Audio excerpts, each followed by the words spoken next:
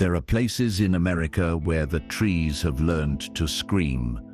For more than 2 centuries, a blood-curdling cry has ripped through the desolate woods of the New Jersey pine barrens, a sound so unnatural they say it belongs to the devil himself. It's a legend most of us have heard, but it's the quiet legends you should be worried about. What about the forest in Massachusetts, where the whispers tell of small, goblin-like creatures that don't just frighten you, they actively hunt you. They draw you from the path with the sound of a child's giggle. Just before the stones start flying from the shadows, that place is number 2 on our list tonight. And the story from our number 1 location. It's a story a U.S. park ranger was officially ordered to bury. He didn't. You plan a hike to get away from it all. You see the signs for a state park, a national forest. You think of scenic overlooks and quiet trails. You think you're safe, but some patches of ground in this country are soaked in memory. They are stained with old tragedies and unforgivable acts. In these places, the forest floor holds more than just fallen leaves. It holds a grudge. You feel it the moment you step under the canopy. A sudden cold spot on a warm day. The way all the birds and insects go dead silent at once. It's a primal warning that rises from the very earth, telling you one thing: turn back now. Today, we're ignoring that warning. We are walking into 10 of America's most haunted forests. We'll travel from the sun-drenched swamps of Florida, where ghosts of the drowned wade in the black water, to the blood-soaked groves of Gettysburg, where phantom battalions still clash in the fog. We will uncover the violent history that gives these woods their power, and we will share the terrifying encounters that defy every rational explanation. And I promise you, you will want to stay until the very end, because for that number 1 spot, we have the full, unedited eyewitness account from that ranger's incident report. A report so disturbing, his superiors tried to erase it from all official records. Tonight, you get to hear why. Our countdown begins in a place where the air is so thick with water. You feel like you're breathing the river itself. A place where the sun struggles to pierce the canopy of ancient cypress trees, and the Spanish moss hangs down like the gray, tangled hair of 1,000 drowned ghosts. Haunted Forest, number 10. The Apalachicola National Forest, Florida. This is the largest forest in the state, a sprawling, half-million-acre wilderness of primordial swamp and suffocating heat. Before it was a park, it was the land of the Apalachee and Muskogee people, tribes who knew the secrets of the Blackwater rivers and whose spirits are said to linger after their brutal removal. Later, during the Civil War, these unforgiving swamps became a place to die. Young Confederate cadets and old men, desperate to defend their capital, clashed with Union soldiers nearby. But the real enemy was the forest itself. Men who weren't killed in battle were swallowed by the swamp, taken by disease, infection, or the things that slither beneath the water's surface. Their bones settled into the muck, and some say their frantic, lost patrols still march through the trees on the darkest night. Locals even whisper of a more physical threat, a hairy, foul-smelling beast they call the skunk ape. Florida's own Bigfoot, that watches intruders from the deepest parts of the cypress maze. But of all the tales this forest holds, one is told with a particular kind of dread. It's the story of a woman, a heartbroken spirit forever searching for what the swamp took from her. They say if you paddle the narrow creeks deep in the forest, you might see her, a lone figure in a tattered, old-fashioned white dress, standing waist-deep in the stagnant tea-colored water. She never speaks, she just stares down, her hands held out as if waiting to hold a child that will never return. A child, the legend says, that was taken by an alligator right before her eyes. Locals warn you, she isn't just a sad memory, she is an omen, and seeing her, means you have been marked by the river, that you are now on the menu. In the summer of 2008, two experienced kayakers learned this firsthand. They were paddling down a remote stretch of the Apalachicola River, miles from any road. The heat was oppressive, the air still and silent, except for the drip of water from their paddles. As they rounded a sharp bend choked with moss, they saw her, just ahead. A woman stood in the murky water, exactly as the stories described. Concerned, they called out, "Ma'am, are you okay? Do you need help?" She didn't move, didn't even look up from her vigil over the dark water. They let their kayaks drift closer, an uneasy feeling starting to creep into their veins. That's when the water next to her began to move. Slowly, silently, a monstrous shape broke the surface. A gator, a massive bull gator, well over 12 feet long, its head like a battering ram, its ancient eyes fixed, not on the woman, but directly on them. It surfaced less than 3 feet from her. Yet she didn't flinch. The two things seemed connected, partners in some terrible, timeless tableau. The kayakers were paralyzed for a second. Then primal fear took over. They dug their paddles into the water, churning frantically, trying to turn their boats around in the narrow creek. It took only a few seconds, but it felt like an eternity when they risked a final terrified glance over their shoulders. The spot was empty. There was no splash, no ripple. The woman and the monster beside her were simply gone. The spectral omens of the Florida swamp are terrifying. Yes, a warning from the land itself, but at least you can perhaps escape the swamp.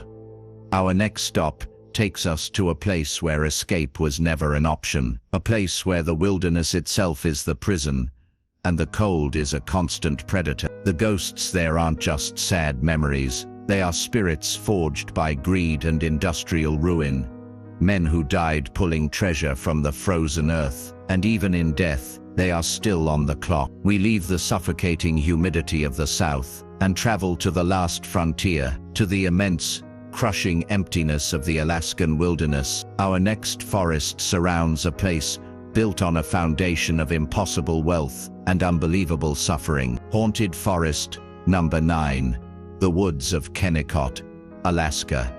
Deep within the Wrangell St. Elias National Park, a blood-red, 14-story building rises against the glaciers like a skeletal monument. This is the old Kennecott Copper Mill. In the early 1900s, this was the richest copper strike on the planet. A company town was carved out of the raw wilderness, connected to the world by a single 200-mile railroad track. A tiny island of industry in an ocean of ice and mountains. Life here was a battle on two fronts. Inside the mines, men labored in darkness for 12 hours a day, choking on dust, facing the constant threat of cave-ins and equipment failure. But outside the mines, the real war was against Alaska itself. Winters were a nightmare of unbelievable cold and relentless snow. The mountains, which held the copper that made men rich, were also their executioners. Entire work crews, even whole buildings, could be obliterated in seconds by the thunderous roar of an avalanche. Men died from accidents, from sickness, from the sheer soul-crushing isolation of being trapped at the edge of the world. Then, in 1938, the copper ran dry. The company gave the workers just a few hours' notice. The last train pulled out, and Kennecott was abandoned to the ghosts. They left everything: tools on the workshop floor, furniture in the houses, lessons on the schoolhouse chalkboard. It became a town frozen in time, a perfect vessel for the spirits of those who had punched their final time card. Today, the few who dare to visit this remote ghost town say the miners never truly left. Park rangers and backcountry guides report seeing strange lights bobbing along the mountainside at night, as if from the headlamps of a long-dead work crew. They hear the phantom rumble of machinery starting up inside the silent, decaying mill, and sometimes they see them, apparitions of men in worn flannel work clothes, standing at the edge of the dense spruce forest, their faces obscured by shadow, just watching. They stare from the high, broken windows of the mill, silent observers of a world that has moved on without them.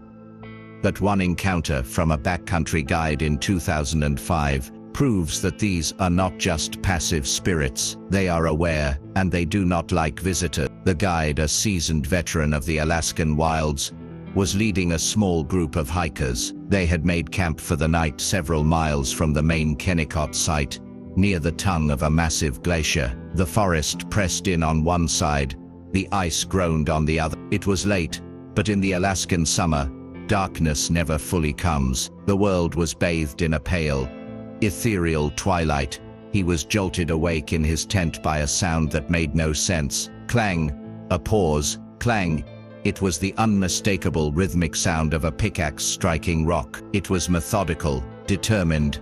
He sat bolt upright, every nerve ending firing. He knew his clients were asleep. They were the only living souls for dozens of miles. He slowly unzipped his tent, peering out into the eerie glow. There, at the tree line not 50 yards away, was the outline of a man. He was swinging a pickaxe into the frozen, rocky ground with a steady, practiced motion. The guide's mind raced through logical explanations. Another hiker, a park ranger. Impossible. No one knew they were here. He stared, trying to make out details, and a cold dread began to seep into his bones. The figure stopped swinging. It straightened up slowly and turned its head, looking directly at the camp. The guide's heart hammered against his ribs. Under the brim of a worn, old-fashioned miner's hat, there was no face, just a dark, featureless void, an abyss of pure shadow. And then the thing did something that shattered the guide's courage completely. It wasn't just a residual memory, replaying an old scene. It was aware. It lifted the pickaxe from the ground, no longer as a tool, but as a weapon, and pointed the sharp iron tip directly at the guide's tent. It was a gesture of silent, absolute menace, a territorial claim from beyond the grave. The guide scrambled back into his tent, fumbling for the zipper, his breath catching in his throat. He didn't look out again. He just sat there, frozen in terror,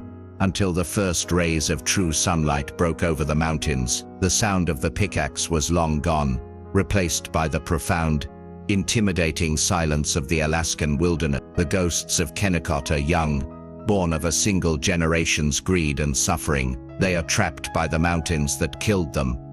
But what happens when the ghosts aren't trapped by mountains, but by the tide? Our next location is a place soaked, not in ice, but in salt water and blood, a small patch of woods where the ghosts of pirates still search for their treasure, and the spirits of soldiers from 2 different wars still patrol the misty shoreline. Haunted Forest Number 8, Old House Woods, Matthews County, Virginia. We move from the frozen north to the humid, sticky coastline of the Chesapeake Bay. Here, nestled on a small peninsula, is a 50-acre patch of woods that has been absorbing the region's violent history for more than 300 years. Its soil is soaked with the blood of soldiers and the greed of pirates. This is not a place with one ghost story. It's a place where centuries of ghosts are layered on top of each other. Its location on the bay made it a prime spot for chaos.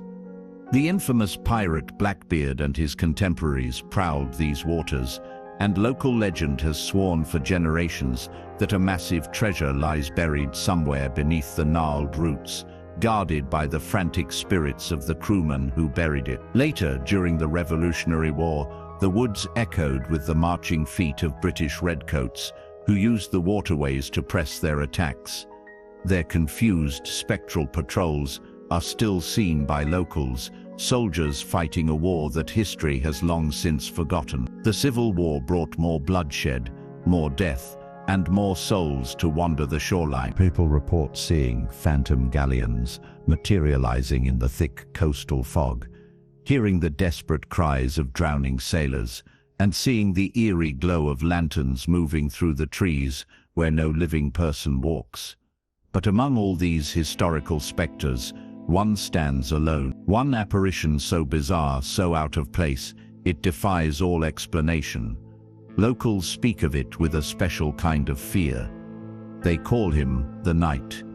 A towering figure, they say, clad head to toe in a suit of dark ornate Spanish armor. In the autumn of 1998, a local fisherman, a man who had lived in Matthews County his whole life, had a confrontation he would never forget. He was taking a familiar shortcut through Old House Woods as twilight began to bleed through the trees. He'd walked this path 1,000 times, but this time was different.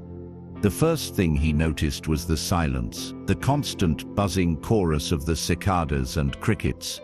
The soundtrack to every Virginia evening just stopped. The air, once warm and heavy, became instantly cold, raising goosebumps on his arms. He paused, scanning the woods, feeling a sudden irrational sense of being an intruder. That's when he heard it. Behind him, clank. A heavy, metallic sound, like a piece of steel hitting a rock. He dismissed it. Maybe a branch fell. Clank, clank. It was closer now, and it was rhythmic. It was the sound of footsteps, heavy, armored footsteps, moving with a purpose he did not want to understand. He spun around, his heart leaping into his throat. Standing on the path no more than 20 feet away was a man, or the shape of a man, over 6.5 feet tall. He was encased in a full suit of dark, weathered plate armor. It wasn't shiny or new. It looked ancient, pitted and scarred as if it had been salvaged from the bottom of the ocean. In one gauntleted hand, he held a massive broadsword, its tip resting on the ground. The fisherman couldn't breathe, he couldn't move. The figure in the armor slowly lifted its head. There was no face visible behind the helmet's narrow slit, only an impenetrable darkness. Then it raised its free hand, the metal plates groaning, and pointed its sword directly at the fisherman's chest. No words were spoken, but a wave of pure, undiluted menace washed over him. A silent challenge, an ancient rage that rooted him to the spot. His nerve finally broke. He stumbled backward, tripping over a root and crashing hard onto the forest floor. He scrambled in the dirt, crab-walking away, his eyes locked on the terrifying figure. He blinked, clearing the sweat and fear from his eyes, and when he looked again, it was gone. The path was empty.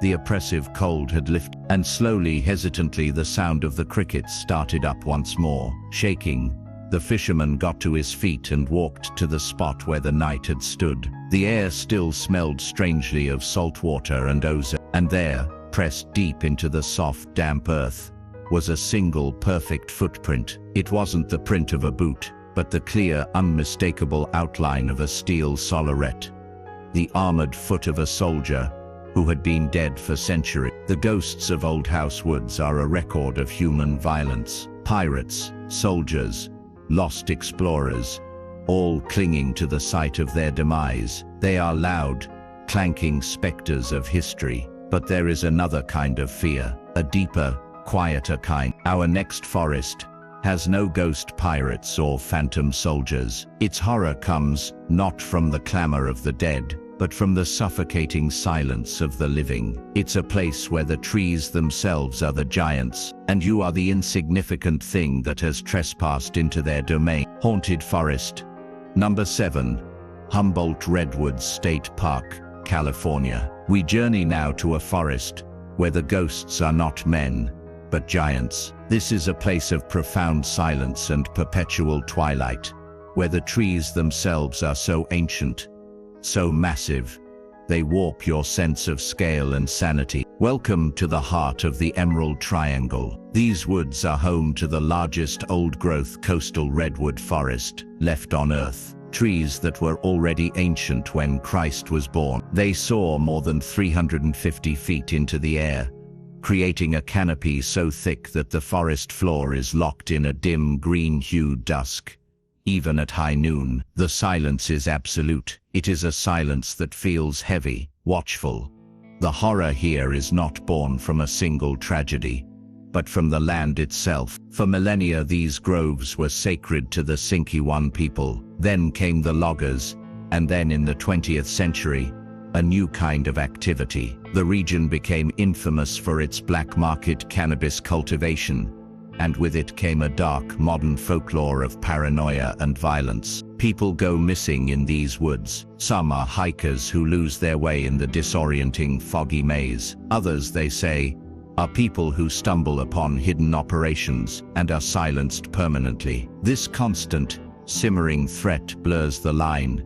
Is the fear you feel paranormal, or is it the very real danger of running into someone who doesn't want to be found? Those who have walked these trails alone speak of something more than just human menace. They talk of an oppressive, crushing weight, the undeniable feeling of being studied by countless unseen eyes. They hear their own name whispered from the canopy when no one is around. They see impossible things in their peripheral vision. Tall, slender, dark shapes that seem to be part of the trees one moment and gone the next. Shadowy figures that flit between the colossal trunks with unnatural speed. But the most terrifying encounters are the ones you hear, not the ones you see. The horror that finds you when you are alone, miles from anywhere, with nothing but your own heartbeat for company. Take the account of a woman named Sarah, an experienced trail runner who knew these woods well. One foggy autumn morning, she set out for a 10-mile solo run on a remote loop trail. The mist was thick,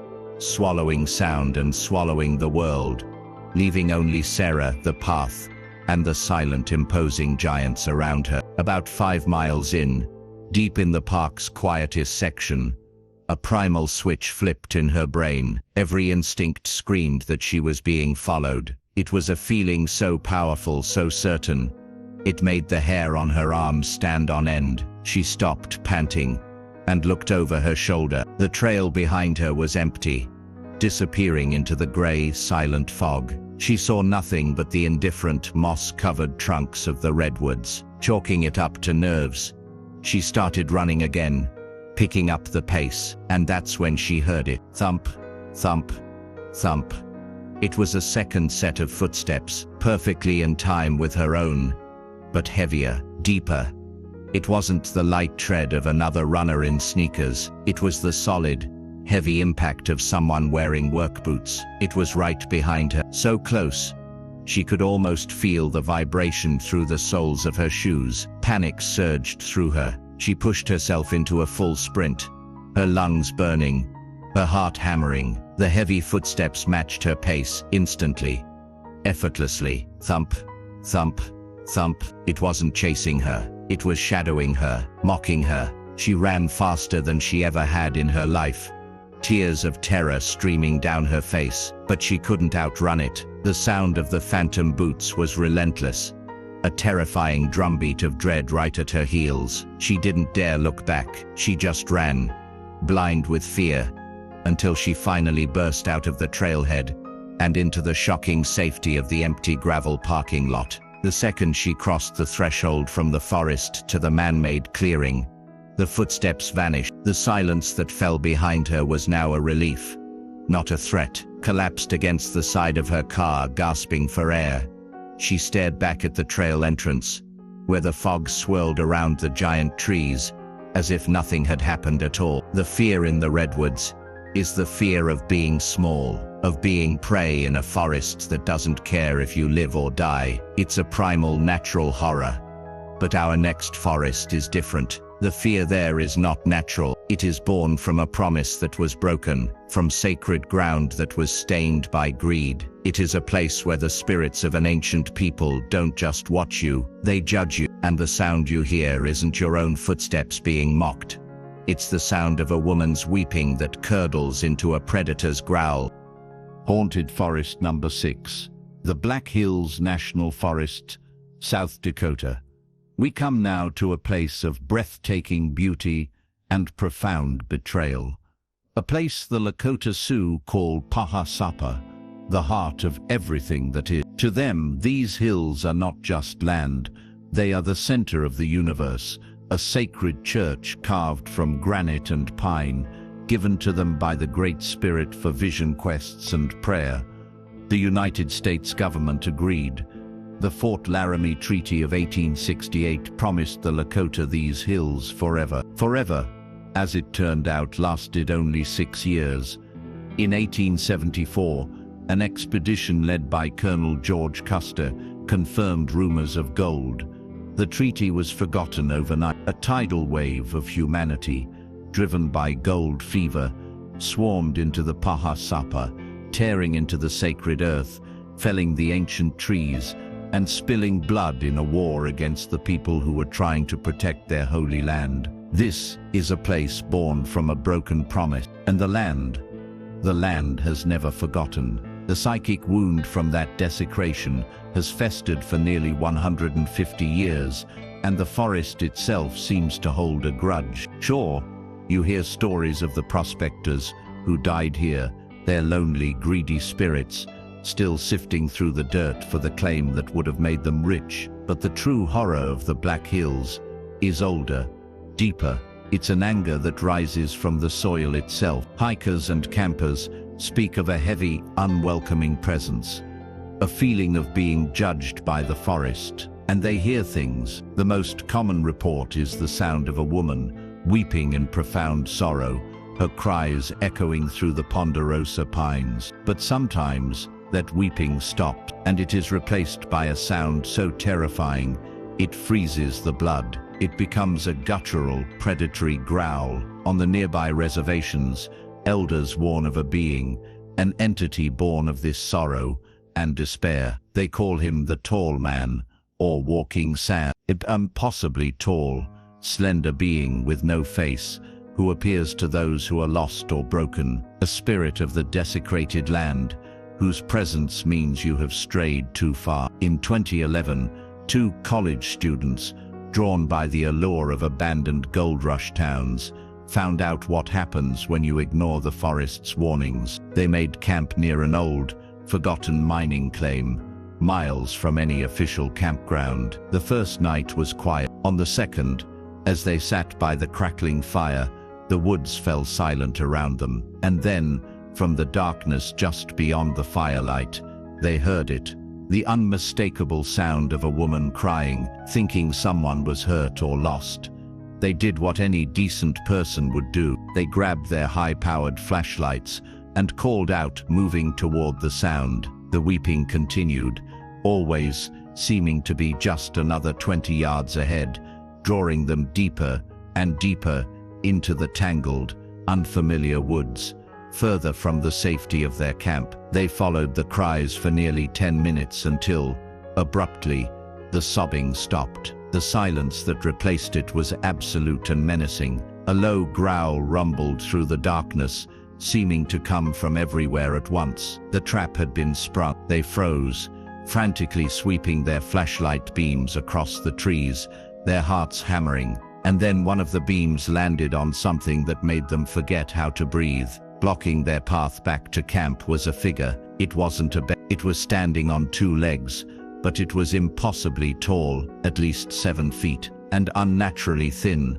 like a stretched-out shadow. Its arms were long, hanging almost to its knees, and it had no face. Where a head should be was just a smooth, dark shape against the backdrop of the night. It didn't move, it didn't make a sound, it just stood there, its immense predatory attention fixed completely upon them.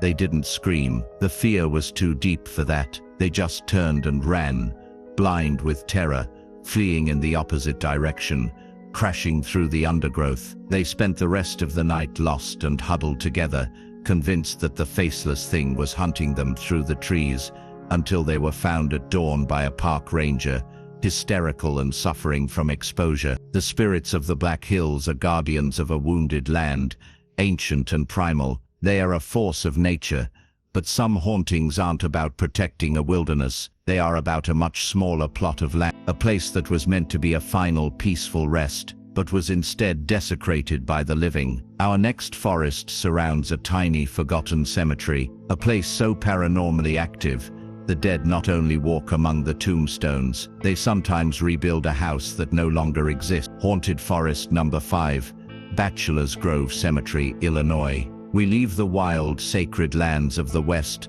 and travel to the heart of the Midwest, to a place that proves the deepest horrors can be found in the smallest, most forgotten corners of our country. Our next location is not a vast wilderness, but a tiny 1-acre cemetery, slowly being swallowed by the surrounding Rubio Woods Forest Preserve. Bachelor's Grove was once a quiet, respectable burial ground, established in the 1840s for a small settlement of German immigrants. But as the decades passed and the nearby towns grew, the grove was abandoned, forgotten, and left to the mercy of the encroaching forest. By the 1960s, its isolation made it a target. It became a local legend, a place for dares and late-night parties. Vandals toppled the historic headstones.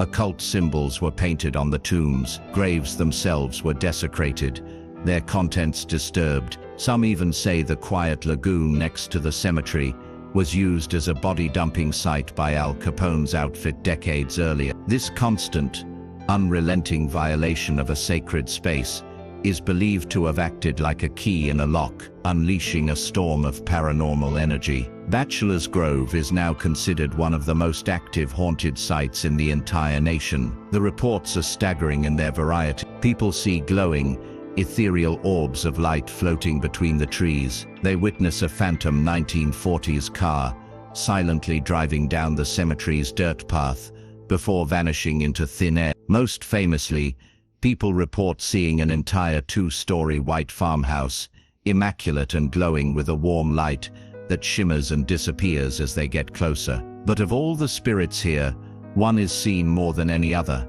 She is known as the White Lady, or the Madonna of Bachelor's Grove. And in 1991, a group of paranormal investigators captured something that remains one of the most compelling pieces of ghostly evidence ever recorded. In a now famous photograph, taken in the empty cemetery in broad daylight, there sits a figure on a tombstone. It's a woman, seemingly dressed in old-fashioned clothing, her form partially transparent, the trees visible right through her body. She is the same spirit a group of local teenagers encountered one night during a full moon in the lake. They had dared each other to visit the haunted grove, making their way down the long, dark path through the woods until they found the cemetery's broken iron fence. As they explored the toppled tombstones, one of them saw, sitting on a large marble tomb near the creek, was a woman in a long white dress that seemed to faintly glow in the moonlight. Her head was bowed, and they could hear the soft, gentle sound of her humming a lullaby. Thinking it was another person, maybe someone mourning, one of the teens called out, "Hey, are you all right?" The figure slowly lifted her head, but where her face should have been, there was nothing, just a smooth, indistinct blur of shadow. The humming stopped, replaced by a silence so profound it felt like a physical pressure in their ears. The woman stood up, and as she did, her solid form began to dissolve. She grew transparent, the dark outlines of the trees behind her becoming visible right through her body, until she faded completely into the night air. The teens didn't scream. The shock was too great. They just turned and ran, crashing through the undergrowth. The memory of that faceless, sorrowful figure burned into their minds. The spirits of Bachelor's Grove are tragic figures, bound to a place that was meant for peace, but was given only violence. They are ghosts of our own recent history, but the American landscape holds fears that are far, far older than any cemetery. Our next forest is ruled by a different kind of entity, not a mournful spirit, but a shape-shifting predator from Native American folklore, a creature that appears as a kindly old woman, but hides a stone finger, made for carving out the livers of children. Haunted Forest, number 4. The Great Smoky Mountains, Tennessee, and North Carolina. We now enter the most visited national park in America, a place of stunning vistas and a blue, smoky haze that gives the mountains their name. To the Cherokee people whose ancestral homeland this is, that haze was the sacred breath of the Creator.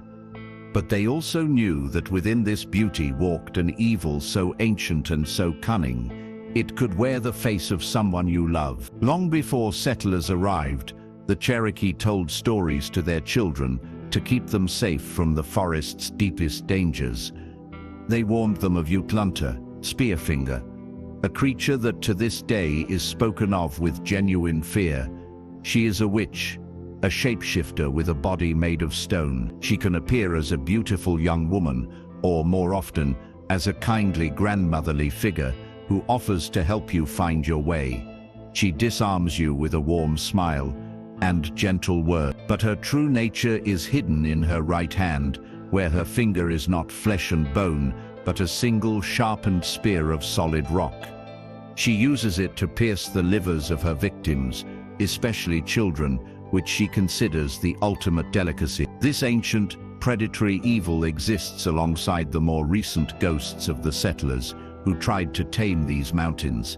Spirits like Lucy, a young woman who reportedly froze to death barefoot in the snow after a fight with her family in the 80s. Her sad, wandering apparition is still seen on the trails near Roaring Fork.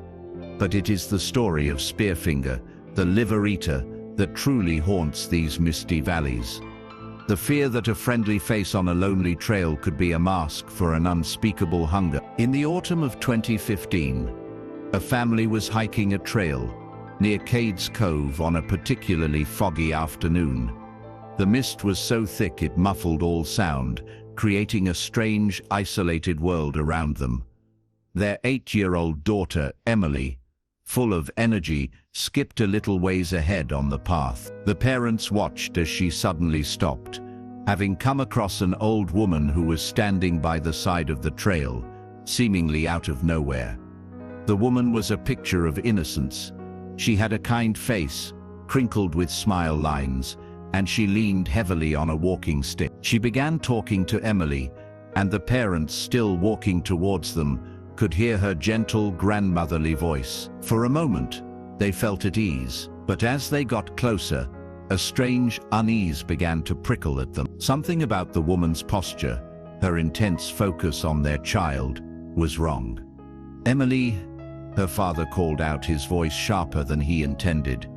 The old woman looked up. The kindly smile vanished from her face instantly. For just a fraction of a second, her eyes, which had seemed warm and cloudy, flashed with a cold, black, predatory light. Her right hand, which had been resting on Emily's shoulder, seemed to momentarily transform in the parents' horrified vision. It looked long, gnarled, and the nail on her index finger was impossibly sharp, glistening like wet gray stone. It was the finger of a spear. Then, as quickly as it happened, the illusion was gone. She was just an old woman again. Without another word, she turned and walked away from the path, disappearing into the thick white fog with a speed that seemed impossible for her age. Shaken, the parents rushed to their daughter, asking if she was all right. "I'm fine," Emily said cheerfully. "That nice lady was so interesting." Her mother knelt down, her heart still pounding. What was she talking about, sweetie?" Emily looked at her parents with the innocent eyes of a child who has no idea of the danger she was just in. "She was telling me a secret," she whispered conspiratorially. "She was telling me how to cook a little girl's liver, so it tastes sweet like candy."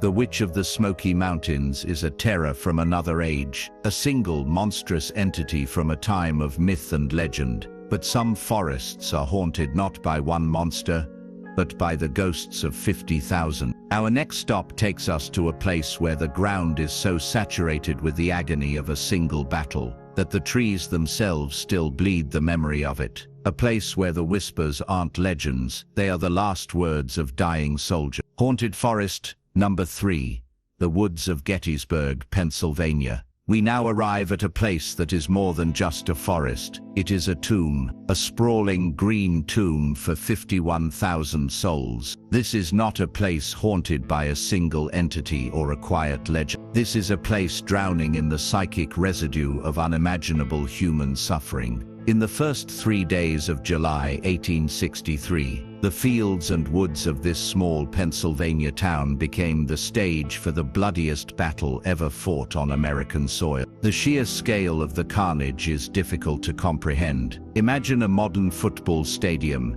filled to capacity, and then imagine every single person inside being killed or maimed over the course of a weekend. That was Gettysburg. And the fighting in the wooded areas was a special kind of hell. In the tangled thickets of the wheat field, the rocky maze of Devil's Den, and the bloody ravine known as the Slaughter Pen, Entire regiments were cut down in brutal, close-quarters combat. The trees themselves became shields and targets, their bark shredded by a storm of lead. The ancient boulders were slick with blood. This wasn't a battle. It was an industrial-scale slaughter, and the ground itself has never recovered. The agony of thousands of men in their final terrifying moments was absorbed by the soil, the rocks, and the trees. It's a psychic wound so deep, it has been bleeding for over 160 years. Today, visitors to these woods walk into a living memorial of that pain. The air is heavy, thick with a sorrow that can bring people to their knees. On hot summer days, people smell the phantom stench of gunpowder and iron. But it's the sounds that are most common and most terrifying, the sounds of the battle itself, replaying like a phantom recording. The crack of a lone rifle from an unseen sniper, the distant, thunderous roar of an artillery barrage, the frantic, ghostly war cry of a doomed charge. And sometimes, if you stand very still, you can hear the steady, rhythmic beat of a drummer boy marching his comrades to their deaths. These aren't just residual echoes. Many believe the soldiers themselves are still here, trapped in a loop,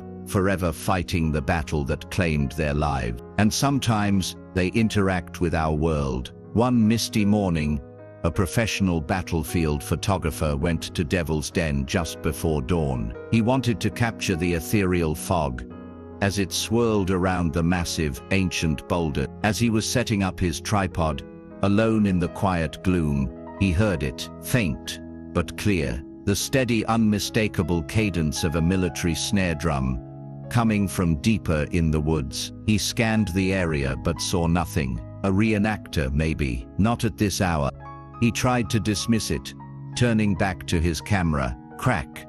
The sound of a rifle shot exploded through the air, shockingly close. It wasn't a distant echo. It sounded like it was right next to him. He spun around, his heart pounding, seeing nothing but the silent, fog-shrouded rocks. And then, a voice. It was a dry, raspy whisper, and it was directly in his left ear. So close, he felt an icy, dead-cold breath on his neck. What you're looking for ain't here. He dropped his equipment. He didn't think.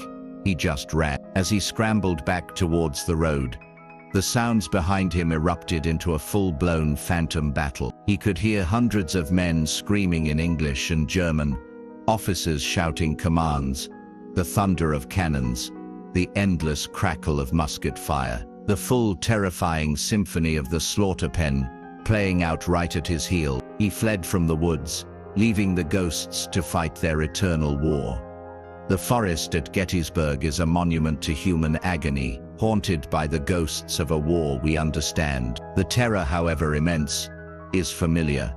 But there are other places where the darkness is not so easily defined. Our next forest lies in the heart of a paranormal triangle. A place where the veil is not just thin, it's shredded. It's a forest where the ghosts of murdered men share the trees with monstrous beasts, strange lights in the sky, and something far, far older, a creature from native legend that actively enjoys tormenting those who enter its domain. Haunted Forest. Number 2. The Freetown State Forest, Massachusetts. We have arrived at the dark, chaotic heart of one of America's most notorious paranormal vortexes. This forest is not just haunted, it is the epicenter of the Bridgewater Triangle, a 200-square-mile patch of southeastern Massachusetts, where the fabric of reality seems to be torn, tattered, and bleeding. The roots of this darkness run deep. This was once the land of the Wampanoag tribe, and the site of brutal, bloody conflicts during King Philip's War in the 1600s. It is said that the native people, in their anguish and defeat, cursed this land forever. That ancient anger was compounded in the 20th century by a much more modern form of evil. In the 1970s and 80s, this forest became a haven for satanic cults. Police discovered crude stone altars, mutilated animal carcasses, and evidence of dark, disturbing rituals. This wasn't just folklore.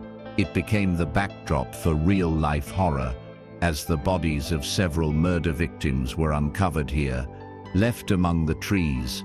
The result is a paranormal perfect storm, a place where every kind of fear converges. The skies above are known for UFO sightings, including silent, triangular craft that hover over the trees. The woods themselves are said to be home to Bigfoot-like creatures and other monstrous beasts. The ghosts of colonial soldiers and murder victims are seen wandering the trail, but the most unique and terrifying entity here comes from the original Wampanoag curse. They are the forest's oldest guardians. They are called Puckwudgies. Do not mistake them for fairies or sprites. They are small, 2 to 3 foot tall, gray-skinned humanoids with large ears and noses, and they are utterly malevolent. Legends say they enjoy tormenting humans, leading them off trails to get them lost, throwing sand and stones at them, and sometimes pushing them off cliffs or killing them with poison darts. They are tricksters whose tricks are deadly. In 2001, a hiker named Mark learned that these legends are not just stories. He was exploring a lesser-known trail deep within the forest as dusk began to settle, tinting the sky purple and orange. He stopped to check his map when he heard it, a sound that was completely out of place. A child's giggle coming from behind a large granite boulder just off the trail. He felt a flash of annoyance. Who would let their kid run wild out here so late? "Hey," he called out, "you shouldn't be out here by yourself." The giggling stopped. The silence that followed felt heavy, watchful. Suddenly, a small stone arced through the air, clattering on the path a few feet in front of him. He scanned the woods around the boulder. Nothing. Then another stone, smaller and faster, zipped past his head. This wasn't an accident. He felt a prickling on the back of his neck, the primal, undeniable feeling of being watched by multiple sets of eyes. From the deep shadows behind the rock, he saw movement. He squinted, trying to focus. It wasn't a child. It was something much smaller, wiry, with skin the color of wet ash. All he could clearly see were 2 pale, luminous eyes that seemed to glow in the gloom. It let out another giggle, but this time the sound was different. It wasn't the happy sound of a child. It was thin, reedy, and full of ancient malice. Mark didn't wait for a third stone. He turned and ran, his heart exploding in his chest. And the most terrifying part was the sound from behind him. Not the heavy tread of a man or a beast, but the patter of tiny, impossibly fast footsteps, easily keeping pace with him through the darkening woods, chasing him all the way back to the perceived safety of his car. Freetown State Forest is a place of paranormal chaos, where a dozen different nightmares bleed into our reality. The threats are numerous and unpredictable, but there is a different kind of terror. The terror of a million-acre wilderness that is the exclusive hunting ground of a single legendary monster. We end our journey in a place haunted for over 2.5 centuries by one name, one creature, one blood-curdling scream. A creature so infamous, its story begins with a curse spoken by its own mother. And finally, Haunted Forest, number 1. The Pine Barrens, New Jersey. We have arrived at our final destination. We come now to the eyewitness account we promised you at the beginning of our journey. This is a place haunted not by many spirits, but by one, a single, legendary predator that has reigned in terror for nearly 300 years. Welcome to the New Jersey Pine Barrens, a million acres of desolate, otherworldly wilderness. The soil here is sandy and acidic, so only twisted, stunted pine and cedar trees can grow. The rivers run black, stained the color of tea by the cedar root. For centuries, this was a place for outcasts, smugglers, and those who wanted to fall off the face of the earth. It is a land that feels apart from time, a perfect incubator for a nightmare, and that nightmare has a name: the Jersey Devil. The story begins in the year 1735, in a small shack deep in the heart of the pines. A destitute woman known as Mother Leeds was about to give birth to her 13th child. It was a dark and stormy night, and as the wind howled and the rain lashed against the cabin, Mother Leeds, overwhelmed by poverty and misery, raised her hands to the heavens and screamed a terrible curse. "I am tired of children," she bellowed. "Let the devil take this one." The story goes that her wish was granted. The child was born, and for a moment it seemed normal. Then, before the horrified eyes of the family and the midwife, it began to change. Its body contorted and grew, its head elongated into the shape of a horse's. Leathery, bat-like wings ripped from its back, and its feet hardened into cloven hooves. With a blood-curdling shriek that drowned out the storm, the creature brutally attacked the midwife, then scrambled up the stone chimney and flew out into the night, its terrifying cry echoing across the Barrens. It has been there ever since. For over 250 years, the descriptions have remained shockingly consistent, from Joseph Bonaparte, Napoleon's brother, who claimed to see it while hunting in the 1820s, to a week in 1909, where thousands of people reported sightings and found its cloven hoof prints on their rooftops. The creature is always the same, a kangaroo-like body, with a horse or goat head, leathery wings, and a scream that sounds like a woman being murdered. It is America's oldest, most enduring monster.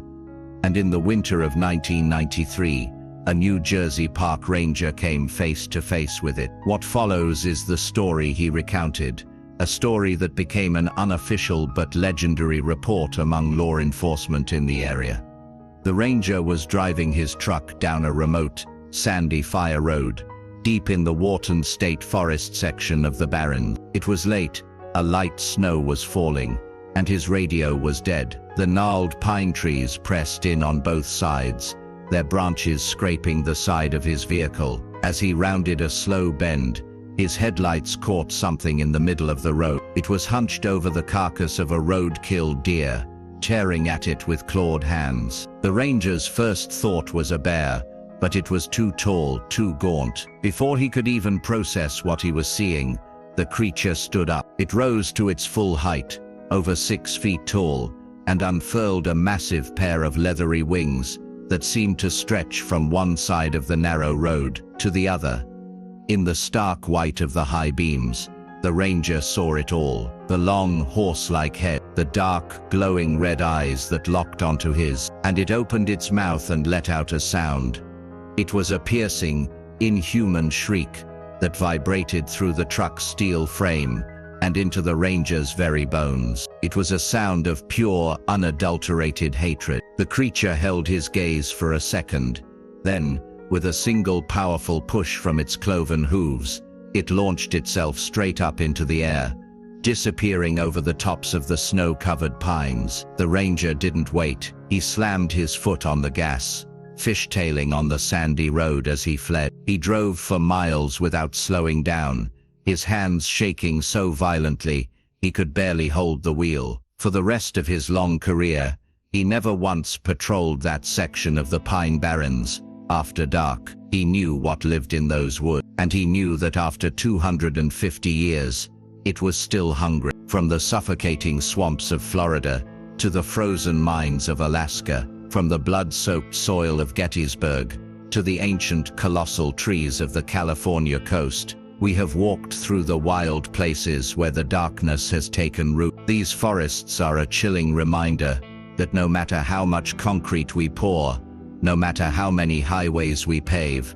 there are still corners of this world that do not belong to us. They are ancient, powerful, and fiercely protective of their secret. And so, the question isn't whether or not these stories are real. The real question is, after hearing them, will you ever look at a dark tree line the same way again? What do you do when the woods stare back?